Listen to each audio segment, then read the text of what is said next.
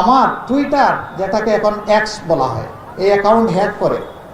Hack নয়, আমির নিজেই নারীদের কটূক্তি করে পোস্ট করেছেন। চাঞ্চল্যকর তথ্য ফাঁস করলেন কাদের সিদ্দিকী। বাংলাদেশের রাজনৈতিক অঙ্গনে নতুন করে ঝড় উঠেছে।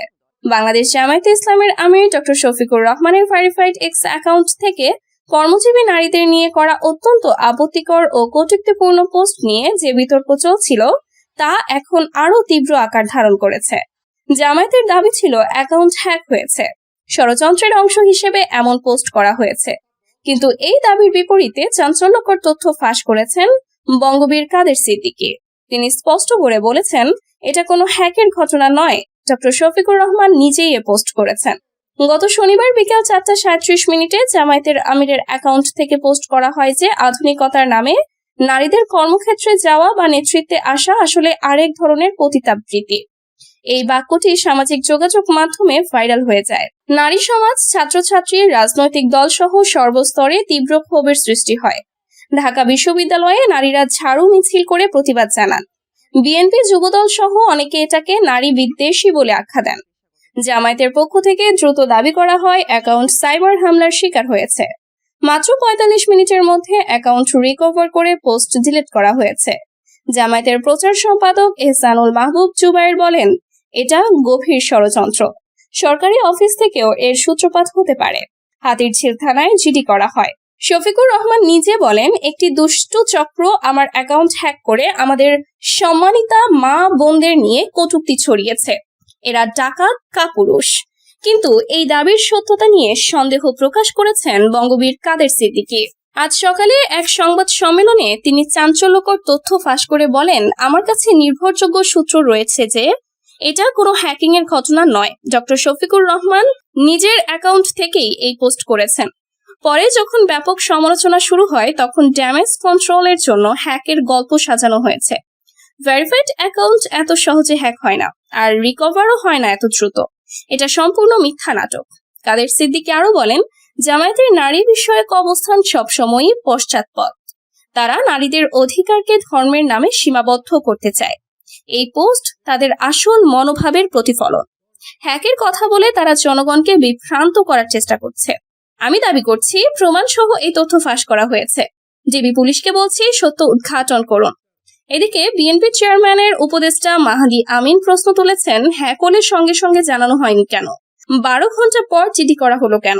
অনেকে বলছেন, পোস্টের পর 9 ঘন্টা পর্যন্ত চুপ থেকে পরে হ্যাকের দাবি করা সন্দেহজনক। জামায়াতের পক্ষ থেকে এখনো কোনো প্রতিক্রিয়া আসেনি কাদের সিদ্দিকীর অভিযোগের ব্যাপারে। তবে সূত্র বলছে, দলের ভেতরেও এ নিয়ে অস্বস্তি তৈরি হয়েছে। কেউ কেউ মনে করছেন এই ঘটনা জামায়াতের জনপ্রিয়তায় বড় ধাক্কা দিতে পারে, বিশেষ করে নির্বাচনের আগ মুহূর্তে। ডিবি পুলিশ জানিয়েছে তারা বিষয়টি খতিয়ে দেখছে। সাইবার এক্সপার্টদের মতামত নেওয়া হচ্ছে। জনমত বলছে এই ঘটনা শুধু একটি পোস্ট নয়, এটা একটা বড় রাজনৈতিক কেলেঙ্কারির সূচনা। বঙ্গবীর কাদের সিদ্দিকীর ফাঁস করা তথ্য যদি সত্য প্রমাণিত হয় তাহলে জামায়াতের ভাবমূর্তি আরো ক্ষতিগ্রস্ত হবে। ডক্টর শফিকুর রহমানের এক্স অ্যাকাউন্ট থেকে নারীদের নিয়ে কটূক্তিপূর্ণ পোস্টের ঘটনা এখন শুধু একটি সোশ্যাল মিডিয়া বিতর্ক নয়, বরং বাংলাদেশের রাজনীতিতে নারী অধিকার ও ধর্মীয় ব্যাখ্যার সংঘাতের প্রতীক হয়ে উঠেছে। জামায়াতের হ্যাকিং দাবি যতই শক্তিশালী হোক না কেন, বঙ্গবীর কাদের সিদ্দিকীর ফাঁস করা তথ্য জনমনে গভীর সন্দেহের জন্ম দিয়েছে। পোস্টাল ব্যালটে ভোট দিয়েছেন 5 লাখেরও বেশি প্রবাসী। ত্রয়োদশ জাতীয় সংসদ নির্বাচনে 5,24,166 জন প্রবাসী বাংলাদেশি পোস্টাল ব্যালটের মাধ্যমে ভোট দিয়েছেন। এর মধ্যে এখন পর্যন্ত দেশে এসে পৌঁছেছে 1,94,914টি ব্যালট।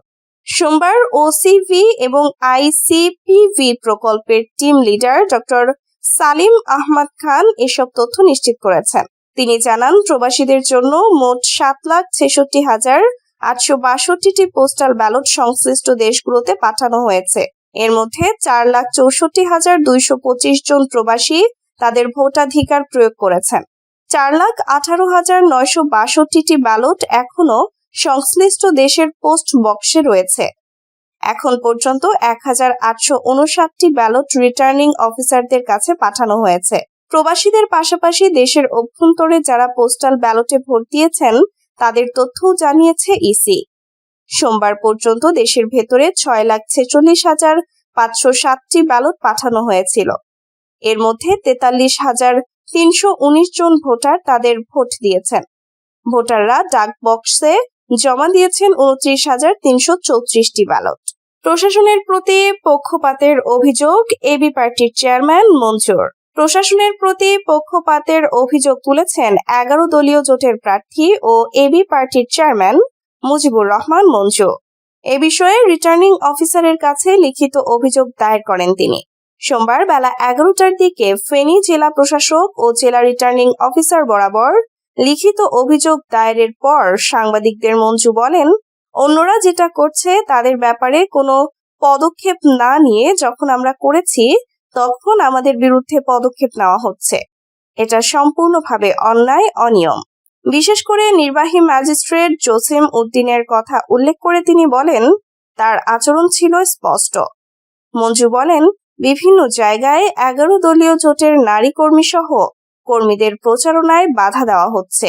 তিনি আরো বলেন, বিএনপি আচরণবিধি লঙ্ঘন করে ভোটারদের লোভ দেখাচ্ছে। এভাবে চলতে থাকলে নির্বাচনের পরিবেশ ক্ষুণ্ণ হবে। মঞ্জু বলেন, যেসব অস্ত্র দিয়ে জুলাই অভ্যুত্থানের সময় ছাত্র জনতাকে হত্যা করা হয়েছে সেসব অস্ত্র হাত বদল হয়েছে। সেই অস্ত্র দিয়ে নানা রকম হুমকি ধামকি দেওয়া হচ্ছে।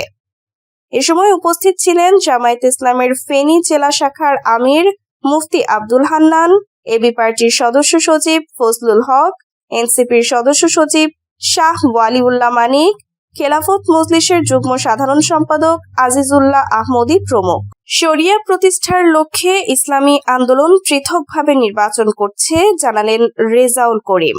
ইসলামী আন্দোলন বাংলাদেশের আমির মুফতি সৈয়দ মোহাম্মদ রেজাউল করিম বলেছেন, 5 আগস্টের গণ অভ্যুত্থানের পর একটি ন্যায়ভিত্তিক ইসলামী রাষ্ট্র কাঠামোর প্রত্যাশা ছিল, কিন্তু রাজনৈতিক সহযোগীরা শরিয়া আইনে দেশ পরিচালনার অঙ্গীকার থেকে সরে এসে প্রচলিত ব্যবস্থার চলার কথা বলেছে।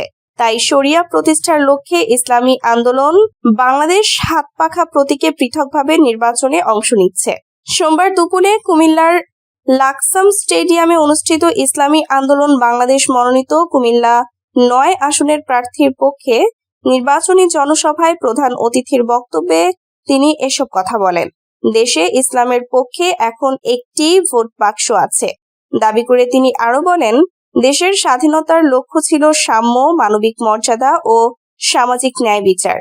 কিন্তু গত 54 বছরে যারা রাষ্ট্র পরিচালনা করেছে তারা দেশকে একাধিকবার দুর্নীতিতে চ্যাম্পিয়ন করেছে এবং মেহনতি মানুষের কষ্টার্জিত অর্থ বিদেশে পাচার করে বেগম পাড়া গড়ে তুলেছে।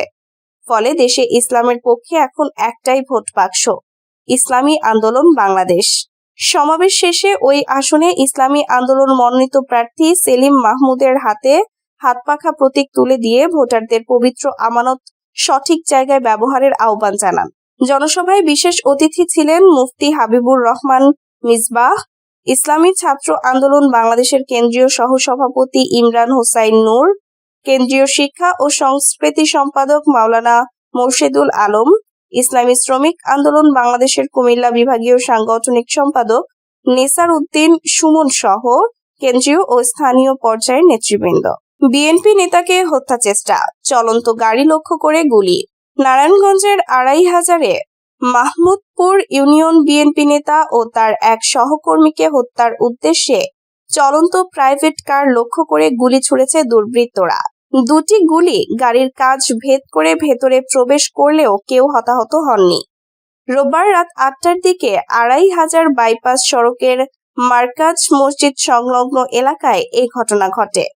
নারায়ণগঞ্জ জেলা পুলিশের সিনিয়র সহকারী পুলিশ সুপার মেহেদি ইসলাম জানান, 2,500 বাজার থেকে কাজ শেষ করে মাহমুদপুর ইউনিয়ন বিএনপির সিনিয়র যুগ্ম আহ্বায়ক সাদেকুর রহমান ও তার সহকারী আমির হোসেন প্রাইভেট কার যোগে শ্রীনিবাসস্থ নিজ বাড়ির উদ্দেশ্যে যাচ্ছিলেন। পথে 2,500 বাইপাস সড়কের মার্কাজ মসজিদের কাছাকাছি পৌঁছালে একটি মোটরসাইকেলে আসা 2 অজ্ঞাত ব্যক্তি তাদের লক্ষ্য করে 2 রাউন্ড গুলি ছোড়ে। ঘটনার পরপরই হামলাকারীরা দ্রুত পালিয়ে যায়। পুলিশ আরো জানায়, ঘটনার খবর পেয়ে 2,500 থানা পুলিশ দ্রুত দুর্ঘটনাস্থল পরিদর্শন করেছে। আশপাশের বিভিন্ন পয়েন্ট থেকে সিসিটিভি ফুটেজ সংগ্রহ করা হয়েছে এবং জড়িতদের শনাক্ত করার চেষ্টা চলছে। তবে এই ঘটনায় এখন পর্যন্ত কোনো লিখিত অভিযোগ জমা পড়েনি। সাদিকুর রহমান জানান, দিনভর মাহমুদপুর ইউনিয়নে নির্বাচনী প্রচারণা শেষে তারা বাড়ি ফিরছিলেন। গাড়ির গতি বেশি থাকায় গুলি তাদের গায়ে লাগেনি।